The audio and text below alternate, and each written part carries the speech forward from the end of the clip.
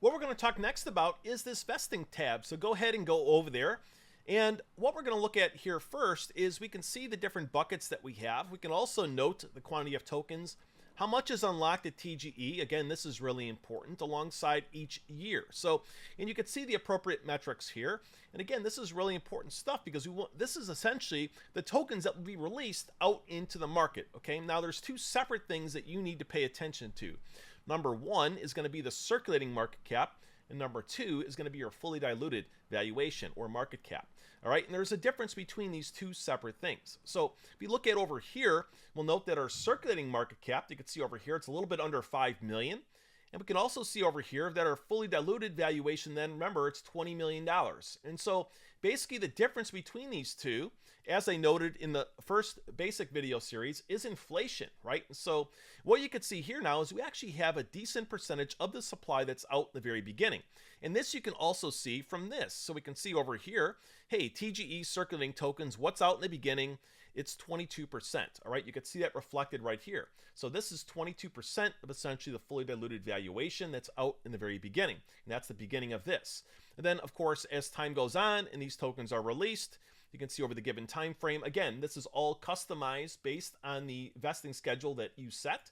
You can see here, oops, sorry, I clicked over to this. You can see over here that we're at 100% by month 48, right? And that's when 100% of them is all released out. Okay, and that's really what we're seeing here in this circulating market cap is as time goes on, tokens are released. And if the price doesn't change, eventually at month 48, they'll all be out. And then all tokens times the price is $20 million. You can see how that works here. So this visual, if you see big spikes, if you see a little thing down here where then it goes all the way dramatically like this, like I showed you the Battlemancers one in the first video series when I talked about inflation, that's what you want to pay attention to. So you want to ideally get as much as you can circulating in the very beginning where it makes sense, assuming that doesn't go to people who can sell. Then you want to be able to have a reasonable amount of inflation. That number is different for each project. I'm not going to give you a specific number to hit. That's something that we customize as we work with individual teams.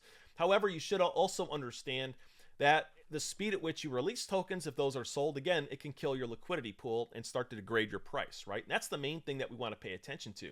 In addition to this, we can see the share of total circulating supply by the bucket, right? So if we had a ton of the supply available for just airdrops, right? So if I went over here, and I change this now to no vesting, and I had 100% out at TGE, go ahead and make that change now, and we'll keep that. Now, if we go over here, you can see a lot of this is out in the beginning, right? And so if this is a lot of my circulating supply, and that all could be sold, that's not very good. That could be pretty dangerous, right? And so when we're looking at the percent of our circulating supply, I want to also think about which of this might go to the hands of those who can sell, especially in the very beginning, because as time goes on, right? Now look at this schedule. If time goes on, as time goes on, we want to be able to then have tokens start to become emitted, and you can start to see this here. In the very beginning, we don't want to just release a whole bunch of stuff out in the market. We're trying to find our footing. We're trying to get our initial community, everything going, only to get destroyed by selling pressure, thinking that's a good thing. And that's why you see a lot of projects do these airdrops, like big ones, that ends up killing the whole thing in the very beginning, right?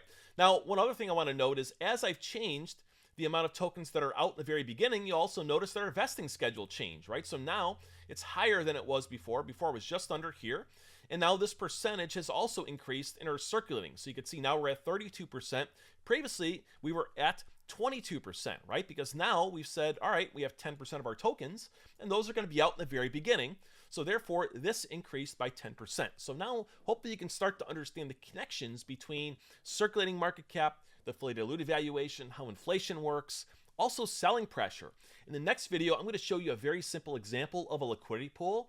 And then we're going to start to talk about liquidity and how if these tokens are just released, it can literally destroy the entire project. So I'll catch you in the next video.